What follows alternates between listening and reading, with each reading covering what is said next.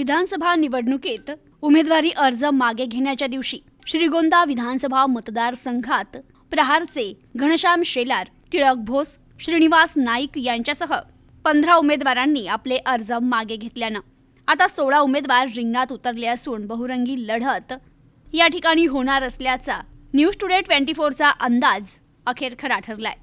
महायुतीत अखेर आमदार बबनराव पाचपुते यांचे पुत्र विक्रम पाचपुते यांनी उमेदवारी अर्ज ठेवलाय। प्रतिभा पाचपुते यांना भाजपचा एबी फॉर्म मिळाला होता, पण त्यांनी पुत्र विक्रम यांना उमेदवारी मिळण्यासाठी केलेले प्रयत्न अखेर यशस्वी ठरलेत। भाजपचा निर्णय दुपारपर्यंत आला नाही, पण प्रतिभा पाचपुते यांनी शेवटच्या क्षणी अर्ज मागे घेतला आणि मुलगा विक्रम याला भाजप उमेदवारीसाठीचा मार्ग मोकळा झाला। अर्ज मागे घेण्यासाठी माजी आमदार राहुल जगताप यांच्यावर दबाव होता। खासदार शरद पवार फोन करतील याची चाहूल लागताच जगताप नॉट रिचेबल झाले। त्यांची अपक्ष उमेदवारी असून घनश्याम शेलार यांनी माघार घेताना आमदार बाळासाहेब थोरात यांनी विनंती केल्यानं माघार घेत असल्याचं सांगत श्रीगोंद्यातील भूमिका मात्र स्पष्ट केली नाही। पण वंचित बहुजन आघाडीचे उमेदवार अण्णासाहेब शेलार यांनी पुत्र घनश्याम शेलार आपल्याला पाठिंबा देत असल्याचं जाहीर केलं। दरम्यान शेवटच्या क्षणी दिग्गजांचे अर्ज मागे घेण्यात आले। महायुतीत सुवर्णा पाचपुते यांनी तर महाविकास आघाडीत राष्ट्रवादी काँग्रेस माजी आमदार राहुल जगताप यांनी बंडखोरी केली। अण्णासाहेब शेलार हे देखील निवडणूक रिंगणात आहे। 16 उमेदवारांमध्ये 8 पक्षाचे तर 8 अपक्ष आहे। अनुराधा नागवडे मशाल, विक्रम पाचपुते कमळ, Rahul Jagtap road roller, Suvarna Pachpute pressure cooker, Annasaheb Shelar gas cylinder, बसपाचे महेंद्र शिंदे हत्ती, मनसेचे संजय शेळके रेल्वे इंजिन, गोरख आळेकर हिरा, रासपचे दादा कचरे शिट्टी, विनोद साळवे ट्रम्पेट, अनिल कोकाटे चिमणी, दत्ता वाघमोडे ऑटो रिक्षा, नौशाद शेख किटली, रत्नमाला ठुबे ऊस शेतकरी, राहुल छत्तीसे खाट, सागर कासार वाळूचे घड्याळ अशी चिन्ह आहे। श्रीगोंदा विधानसभा मतदारसंघात घनश्याम शेलार यांनी घेतलेली माघार अनपेक्षित होती, तर आता श्रीगोंद्यात बहुरंगी लढत पाहायला मिळणार आहे। नमस्कार। आज 4 तारीख होती। सगळ्या महाराष्ट्राचं लक्ष 4 तारखेकडे लागलं होतं, तसं श्रीगोंद्याचंही लागलं होतं। त्याप्रमाणे बऱ्याच जणांचे आज विड्रॉल झाले, तरी सुद्धा श्रीगोंद्यामध्ये बरेच उमेदवार आहेत। पण माझा अनुक्रमांक 1 आल्यामुळं आमच्या कार्यकर्त्यांना आणि आम्हाला सगळ्यांना आनंद आहे। एकच गोष्ट वाटते की आता विधानसभेचं इलेक्शनचा निकाल ज्या दिवशी लागेल त्या दिवशी आमचं जे मशाल चिन्ह आहे ते सुद्धा 1 नंबरलाच असेल। डॉक्टर प्रतिभा पाचपुते यांनी एबी फॉर्म असताना पहिलीच उमेदवारी असताना त्यांनी अर्ज पाठिंबा घेतला, याच्याकडे आपण कसं पाहतो? मी पाहायचा काही प्रश्न येत नाही। अख्ख्या तालुक्याला बऱ्याच घडामोडी माहीत असल्यामुळं कसा मागे आला, काय झालं, काय झालं हे आपल्या सगळ्यांना माहीत आहे। आणि याच्यावरनं एक गोष्ट मात्र लक्षात येते की समोरच्या उमेदवारांच्या मध्ये आता आमचा तर पूर्ण दौरा सुद्धा मतदारसंघाचा झाला असला तरी बाकीचे उमेदवार कुठं फिरताना दिसत नव्हते। त्यांचं जे काय उमेदवारी बदल किंवा कौटुंबिक घडामोडी ह्या सगळ्यांमध्येच बऱ्याच जणांचा वेळ गेलेला आहे। मला माहीत नाही आता काय झालं होतं कसं काय, पण लोकांमध्ये चर्चा खूप वेगवेगळी आहे ह्या सगळ्या संदर्भात। आता आपला इथून पुढचं कसं असं नियोजन प्रचाराचं? माझा पूर्ण 1 राऊंड झालेला आहे। आता मी प्रचाराचं नारळ फोडून प्रत्येक गाववाईज एक रॅली टाईप आमची दौरा होऊन जाणार।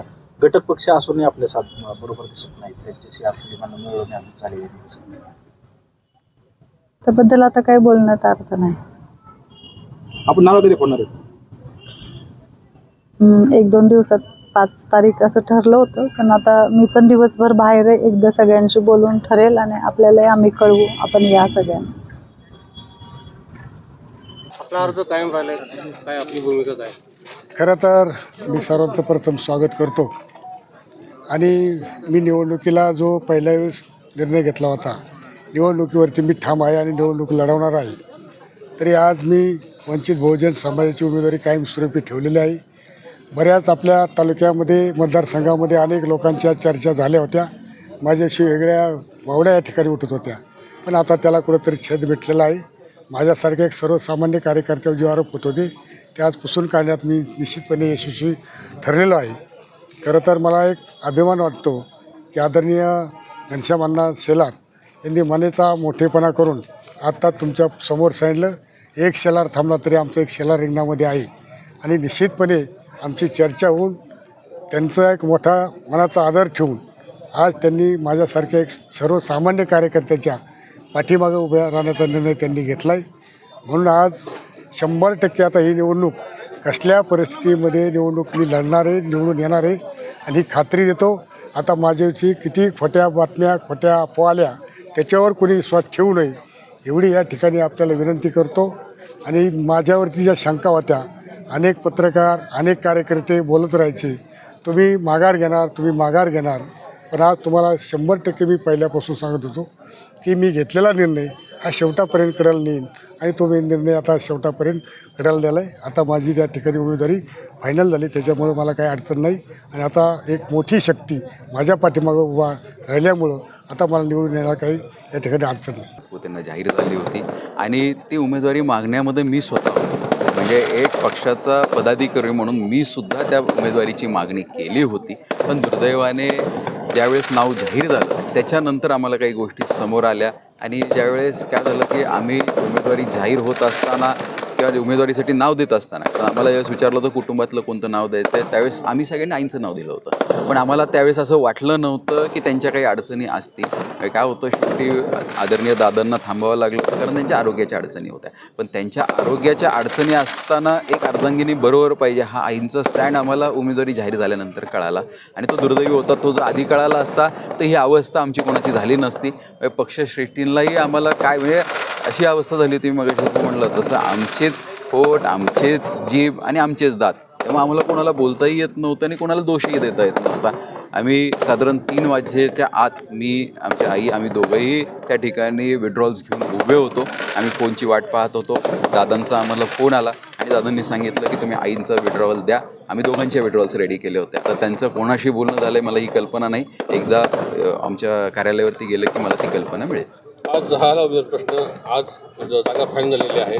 किती आव्हान असणार आहे हे निवडणुकीमध्ये? निवडणूक ही आव्हानच असते. कोणतीही निवडणूक असली तर ती आव्हान असते. त्यामुळं आव्हान म्हणून आम्ही पाहत आहोत आणि शेवटी आव्हानाला सामोरं जायचं हे काही आजचं नाही आहे. पाचपुते कुटुंबासाठी आम्ही 78 सालापासून निवडणुकीच्या रिंगणामध्ये दादांच्या रूपाने आहोत. त्यामुळं आम्ही, आमचे कार्यकर्ते, आमची सर्व टीम ही आव्हानाला सामोरं जाण्यासाठी सज्ज आहे. आज या ठिकाणी उमेदवारी अर्ज माघारी घेण्याचा दिवस होता. या ठिकाणी अपक्ष उमेदवारीचा अर्ज सर्वसामान्य जनतेने माझा दाखल केला आणि योगायोगाने चिन्ह पण रोड रोलर भेटलं आहे. म्हणजे जी तालुक्यात झालेली रस्त्याची दशा त्याला आता रोड रोलरनी देणार एक नवीन दिशा म्हणून आता रोड रोलर हे चिन्ह घेऊन जे रस्त्यांचं जी दशा करण्याचं काम विद्यमान आमदार महोदय साहेबांनी केलं होतं त्याला एक चांगल्या प्रकारची दिशा देण्यासाठी रोड रोलर चिन्ह मला भेटलं आहे. चांगल्या पद्धतीचे रस्ते करण्याची संधी मला आता सर्वसामान्य जनता त्या ठिकाणी या निवडणुकीतून देणार आहे. आज खरं तर या निवडणुकीच्या निमित्तानं रोड रोलर हे चिन्ह मला भेटलेलं आहे आणि या चिन्ह पुढचं बटन दाबून सर्वसामान्य जनतेला मी या निमित्तानं विनंती करतो, आपला आशीर्वाद माझ्या पाठीशी नेहमी आहे. आता फक्त बटन दाबून मला चांगला आशीर्वाद या ठिकाणी द्या हीच विनंती करतो. आपण पिपाणी या चिन्हासाठी आग्रह होता असं नाही, ते सुरुवातीला नाव तुतारी होतं त्याचं, नंतर नाव बदलल्यामुळं मग मी तो आग्रह सोडून दिला होता. आता मध्यंतरी जयंत पाटलाला भेटायला आले होते काय? नाही, कोणी सांगितलं तुम्हाला? हे चुकीचं आहे. काहीतरी अफवा, विरोधक जाणीवपूर्वक माझ्याबद्दल हे अफवा पसरवतात. असं काही मला कोणी भेटायलाही आलं नाही, मला कोणाचा फोनही आला एकंदरीत आता 16 उमेदवार रिंगणात आहेत, कसं पाहत आहे? नाही. माझी निवडणूक ही सर्वसामान्य माणसाने हातात घेतलेली, त्याच्यामुळं मला या निवडणुकीचं टेन्शनच नाही. भाजपच्या उमेदवार प्रतिभा पाचपुते यांनी माघारी घेतलेली आहे. आता आपल्या विरोधात विक्रम पाचपुते हे निवडणूक नाही, खरं तर मी त्या दिवशीच बोलताना सांगितलं होतं उमेदवारी बदलू शकते. कारण म्हणजे मी पहिल्यांदाच पाहिलं की आईची उमेदवारी डिक्लेअर झाल्यानंतर मुलगा भांडतोय. खरं तर आईवडील हे आपण त्यांच्यासाठी जे जे करता येईल हे आपण सगळेजण करत असतो आणि नाट्यमय घडामोडीनंतर रुसवे फुगवे काढत परत एकदा त्यांची उमेदवारी आली काय हरकत नाही. ती काही तालुक्याला नवीन नाहीत. इथून मागेही प्रत्येक निवडणूक ते निवडणुकीपुरते सगळ्यांनी बघितलेत. म्हणजे निवडणूक आली की महिनाभर आधी ते दिसतात आणि नंतर निवडणूक झाल्यावर 15 दिवसांनी थेट 4.5 वर्षांनी सगळ्यांना दिसतील. त्यामुळे त्यांच्याबद्दल काय मला फारसं बोलायचं नाही. मतदारसंघात अशी एक चर्चा आहे की भारतीय जनता पार्टीच्या राज्याच्या मोठ्या नेत्याचा तुम्हाला संदर्भात उमेदवारीसाठी सपोर्ट आहे. नाही नाही, असं काही नाही. हे विरोधक माझी काय एवढी काळजी घेतात मला माहीत नाही. मला कोणत्याही पक्षाच्या वरिष्ठ नेत्याचा फोनही आला नाही आणि मला कोणी संपर्कही केला नाही. बहुतेक मला करतील, कारण विजयाची खात्री माझ्याकडे जास्त असल्यामुळं अपक्ष उमेदवार म्हणून करणार असले तर हे ना, मी आदरणीय पवारसाहेबांचा कार्यकर्ता आहे, त्यांच्या विचाराला मानणारा कार्यकर्ता आहे. त्यांच्या माननीय घनश्याम अण्णा शेलार यांनी 226 श्रीगोंदा मतदारसंघामध्ये अर्ज भरला होता. काँग्रेस पक्षासाठी त्यांनी उमेदवारी मागितली होती, पण उमेदवारी 3 पक्ष असल्यामुळे उमेदवारी देता आली नाही. याची खंत आम्हाला सगळ्यांना आहे. जिल्हाध्यक्ष म्हणून ही बाब तर नक्कीच आम्हालाही ती दुःखदायक घटना आहे. थोरात साहेबांच्या नेतृत्वाखाली आम्ही काम करणारी माणसं आहोत आणि ह्या निवडणुकीतून आपल्याला महाविकास आघाडीचा माणूस निवडून आणायचा आहे. हे सगळं लक्षात घेता घनश्याम अण्णांची उमेदवारी आम्ही ह्या निमित्ताने मागे घेतलेली आहे. पक्षामध्ये अनेक वेळा एक पाऊल मागं घ्यावं लागतं आणि पक्ष त्याची निश्चित काळजी घेऊन, ती जबाबदारी घेऊन परत संधी देण्याचं काम हे पक्ष करत असतं आणि ती योग्य वेळेला योग्य संधी घनश्याम अण्णा शेलार यांना दिली जाईल, ही मी सगळ्यांतर्फे, थोरात साहेबांच्या तर्फे मी वतीने मी सांगतो. छोटे घनश्याम अण्णा हे हाडाचे कार्यकर्ते आहेत, पक्षाला धरून चालणारे आहेत ते, आणि पक्षाची शिस्त आजपर्यंत त्यांनी पाळलेली आहे आणि यापुढेही ती पाळतील. अर्ज मागं निघाले काँग्रेसचे, पण राहुल जगताप यांचा अर्ज राहिलेला आहे. तेही महाविकास आघाडीचे एक मोठं नाव आहे. मी माझ्या अर्जाविषयी सांगतो. माझ्याकडे आज सकाळी आदरणीय थोरात साहेबांचा सकाळी मला 6:45 वाजता फोन आला. त्यांनी मला फोन करून विनंती केली की काँग्रेस पक्ष, तुम्ही पक्षाचे पदाधिकारी आहात, तुम्ही पक्षामध्ये काम करताय, मी तुमच्यासाठी खूप प्रयत्न करून देखील महाविकास आघाडीतली जागा ही काँग्रेस पक्षाला सुटू शकली नाही आणि म्हणून त्या ठिकाणी तुमच्यावरती अन्याय झाला, ही भावना मला 100% मान्य आहे. परंतु आज उमेदवारी अर्ज मागे घेण्याचा विषय आहे. काँग्रेस पक्षाच्या दृष्टिकोनातून महाराष्ट्रामधलं खूप चांगल्या प्रकारचं वातावरण आहे. काँग्रेस पक्षाला महाराष्ट्रामध्ये काँग्रेस पक्ष 105 जागा लढवतो आहे आणि 105 जागा काँग्रेस पक्ष लढवत असताना आपण बंडखोरी न करता आपण या ठिकाणी थांबावं, अशा प्रकारची विनंती आदरणीय थोरात साहेबांनी मला केली. त्यानंतर पक्षाचे प्रभारी रमेश चेन्नीथला साहेब यांचा देखील मला फोन आला. त्यांनी सगळ्या घडामोडी कशा पद्धतीनं घडल्या सविस्तरपणानं मला सांगितलं आणि उमेदवारीसाठी काँग्रेसला जागा मागण्यासाठी आम्ही खूप प्रयत्न करत होतो. आम्ही सगळे आशावादी होतो. त्याचं कारण नगर दक्षिणची जागा राष्ट्रवादी काँग्रेसनं जिंकली, ती फक्त काँग्रेस पक्षामुळं, आदरणीय थोरात साहेबांमुळं. थोरात साहेब या ठिकाणी आले आणि त्यांनी दक्षिणेची जागा जिंकायचीच हा चंग बांधलेला होता. राष्ट्रवादी काँग्रेसला खासदार देण्याचं काम काँग्रेस पक्षानं थोरात साहेबांनी केलं.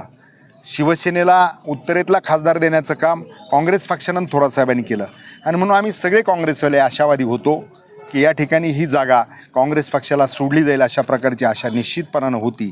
परंतु काय झालं, काय घडलं, तुम्ही सगळ्या गोष्टी दाखवलेल्या आहेत, बातम्या दाखवलेल्या आहेत, सगळ्या गोष्टी घडलेल्या आहेत. महाविकास आघाडीतली उमेदवारी त्या ठिकाणी काँग्रेस पक्षाकडनं गेली आणि मला उमेदवारी मिळाली नाही. त्या ठिकाणी मी उमेदवारीचा अर्ज भरलेला होता, पण भरलेला अर्ज या ठिकाणी आज खरं तर या राज्याचे नेते आदरणीय बाळासाहेब थोरात साहेबांनी विनंती केली. मी लहान कार्यकर्ता आहे, परंतु त्यांच्या विनंतीचा मान राखत त्याचबरोबर काँग्रेस पक्षाचे प्रभारी रमेश चेन्नीथला साहेब यांनी देखील मला फोन करून खूप रिक्वेस्ट केली. त्यांनी सांगितलं की तुम्ही खूप चांगल्या पद्धतीची लढत मागच्या वेळेस दिली होती तुमच्या जागेसाठी.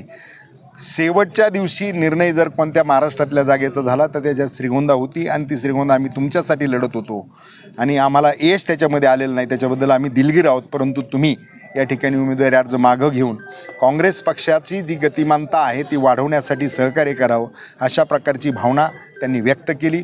ज्येष्ठ नेत्यांच्या भावनेचा आदर करत मी माझा उमेदवारी अर्ज मागे घेतलेला आहे. प्रतिनिधी मुश्ताक पठाण, न्यूज टुडे 24, श्रीगोंदा.